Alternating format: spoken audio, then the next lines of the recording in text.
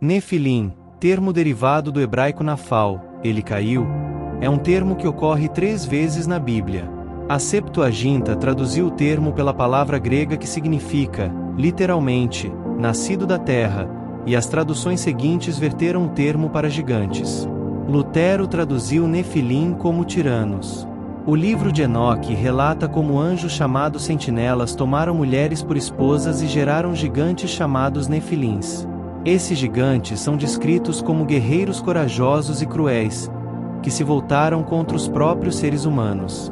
Todas as referências de gigantes que aparecem nos livros de Erich von Däniken também apontam para os Nefilins, bem como os escritos de Zecharia Sitchin, que ao se referir aos Anunnakis das tabuletas do povo sumério também apontam para os Nefilins. Os gigantes que aparecem no Antigo Testamento bíblico deixaram de existir no período do rei Davi, quando possivelmente foram todos dizimados. O próprio gigante Golias, morto por Davi, era um descendente longínquo dos Nefilins, mas bem inferior aos primeiros que aparecem no período pré-diluviano e que são possivelmente os principais motivadores da destruição daquele mundo antigo. Os Nefilins eram pessoas poderosas, e talvez de grande estatura, que viveram nos tempos bíblicos do Antigo Testamento. Muita gente acredita que os Nefilins eram gigantes que supostamente nasceram do relacionamento entre anjos caídos e mulheres no período pré-diluviano. Mas essa interpretação é muito mais fantasiosa do que bíblica. A palavra Nefilins é de origem hebraica e seu significado correto ainda é discutido entre os intérpretes. Em muitas traduções da Bíblia essa palavra é traduzida como gigantes. Isso acontece, principalmente, porque a Septuaginta, tradução grega do Antigo Testamento hebraico, traduz o hebraico Nefilim pelo termo grego gigas, gigantes. Mas talvez a melhor interpretação seja a de que a palavra Nefilim deriva de uma raiz hebraica que significa cair. Então é possível que o significado de Nefilins tenha uma conotação de caídos. Alguns estudiosos sugerem que esse sentido de caídos se refira à natureza caída e perversa das pessoas designadas como Nefilins. Outros, porém, acreditam que o sentido correto do significado de Nefilins deve ser aqueles que caem sobre outros. Isso quer dizer que os Nefilins eram pessoas que subjugavam outras pessoas. Se isso estiver correto, então a palavra Nefilins designa pessoas poderosas que tinham comportamento violento e tirânico. A palavra Nefilins aparece apenas 2 vezes na Bíblia. A primeira referência ocorre em Gênesis 6.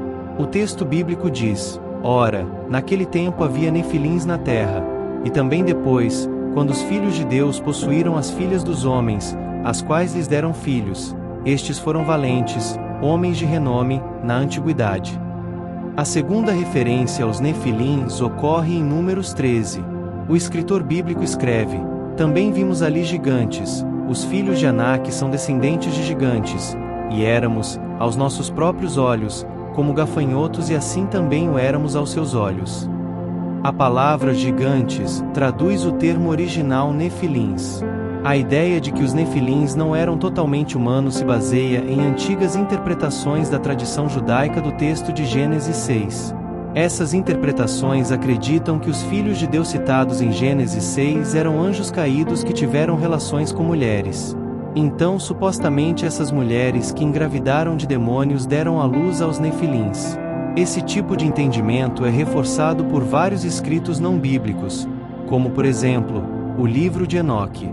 Mas o problema é que essa forma de interpretação é muito mais próxima de antigas lendas e mitologias com seus semideuses, do que da doutrina bíblica.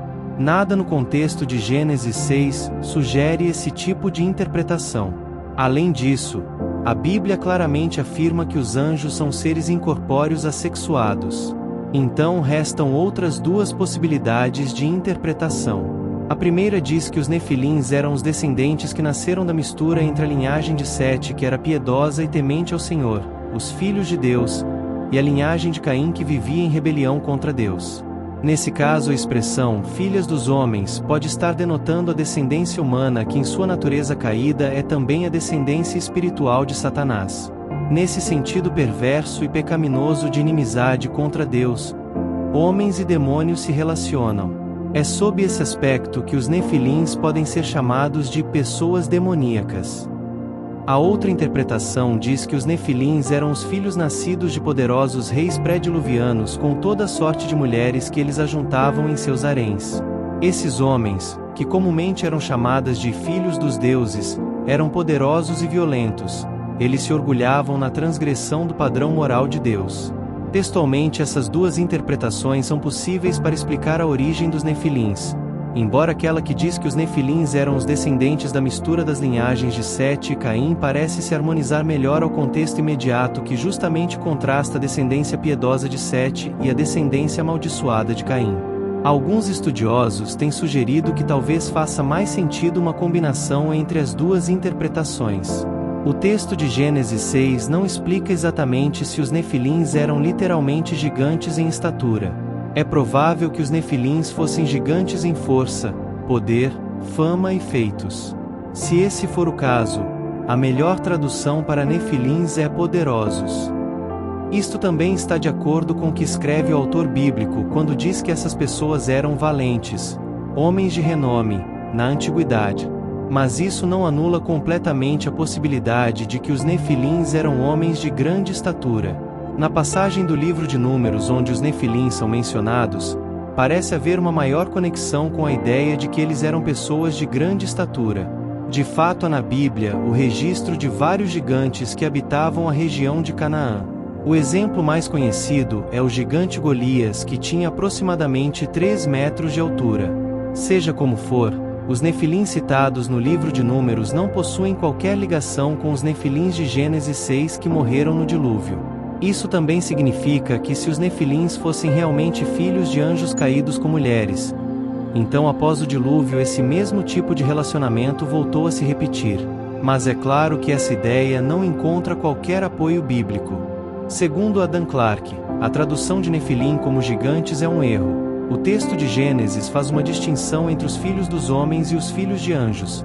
Os filhos dos homens seriam os nefilim, homens caídos e nascidos da terra, com a mente animalesca e diabólica, contrastando com os filhos de anjos. Esta distinção seria entre os pecadores e os santos. Os nefilim teriam se tornado giborim, do hebraico gabar, eles prevaleceram, foram vitoriosos, que significa conquistadores ou heróis. Carl Friedrich Keil e Franz Delitzsch também entendem que a tradução de nefilim como gigantes é um erro.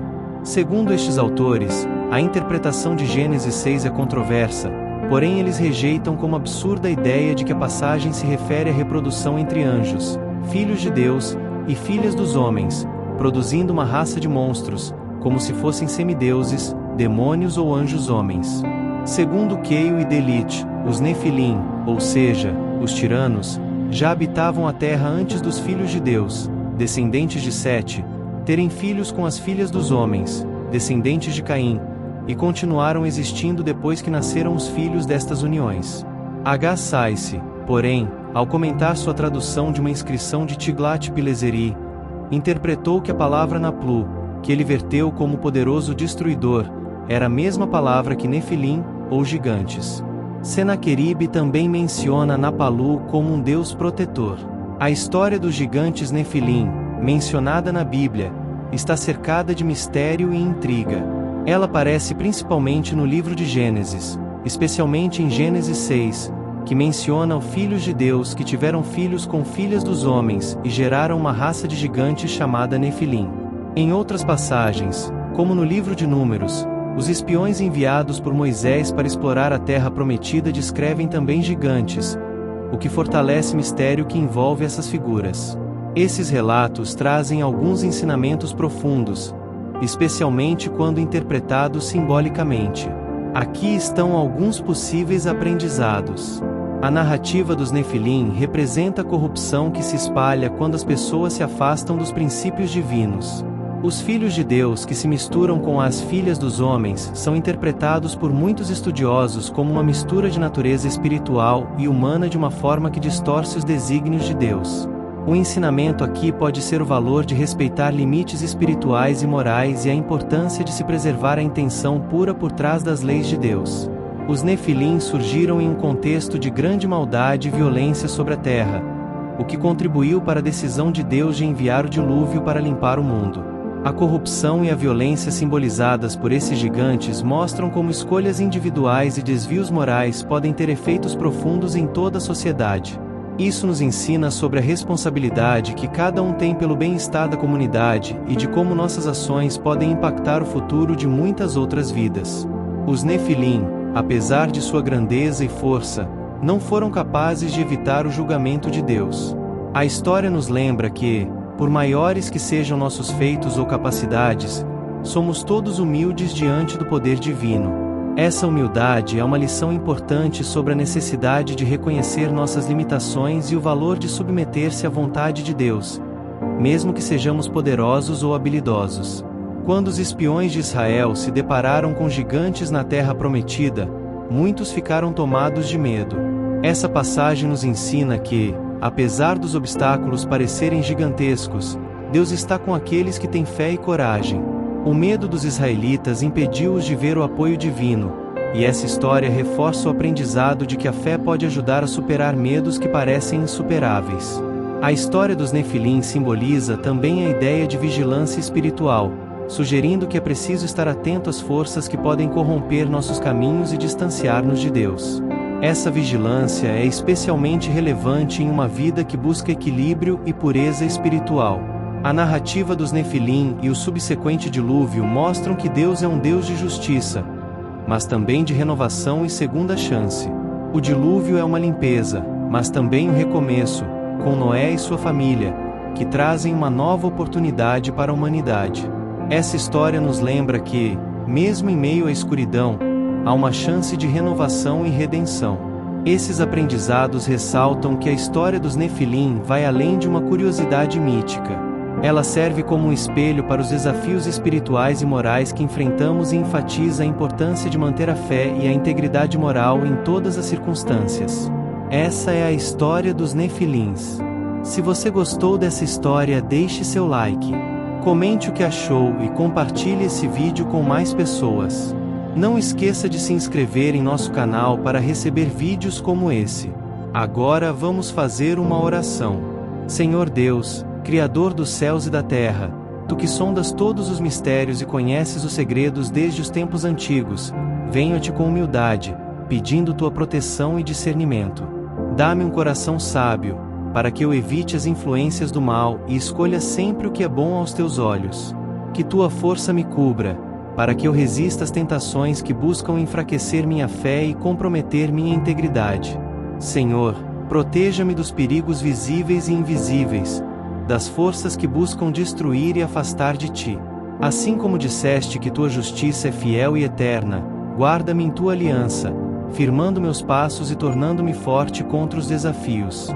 Que Tua presença habite em mim, trazendo paz e coragem, e que eu me lembre sempre de que sou Tua criação amada e protegida.